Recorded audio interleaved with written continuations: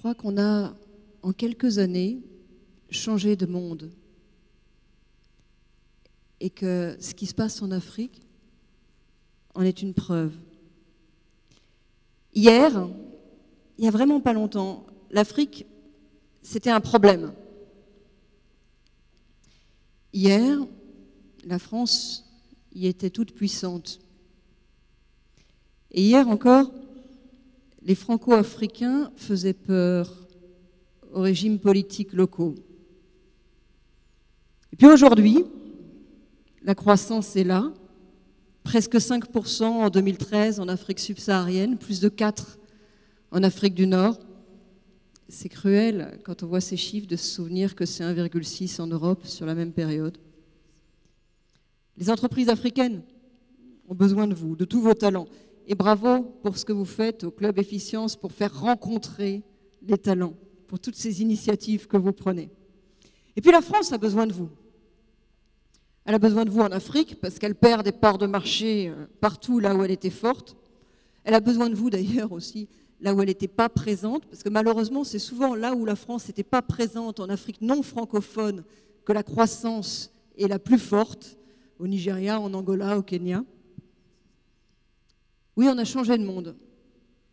Est-ce que la France s'en est rendu compte? Est-ce que les Français se sont rendus compte qu'on avait changé de monde?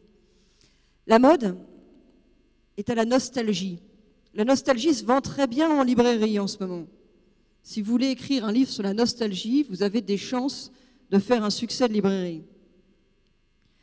La nostalgie d'une époque où on pensait que la situation de la France justifiait une sorte de rente perpétuelle, ici à travers le monde. La nostalgie du temps béni, de la puissance française, quand la France était blanche, puissante, industrielle.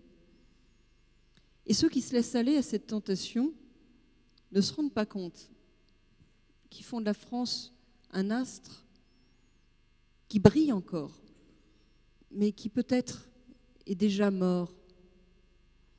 Un astre figé dans un passé prestigieux, incapable de se réinventer, aveugle au changement du monde.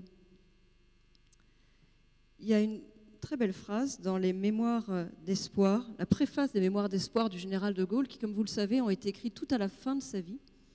Il dit « La France vient du fond des âges, elle vit, et les siècles l'appellent. » Et alors on retient souvent, et surtout en ce moment, cette phrase d'un mouvement qui vient du fond des âges. Et puis on oublie le deuxième terme, qui moi je crois est l'essentiel, qui est que la France vit. Que chaque génération invente sa manière d'être français. L'idée de la France de 1870, c'est pas celle de 1930, c'est pas celle de 1970. La France, c'est pas seulement un plébiscite de tous les jours, selon la belle formule, c'est aussi une invention de tous les jours. Et une invention, ça se fait pas tout seul. Alors oui, vraiment, la France a besoin de vous. Merci à tous. Merci.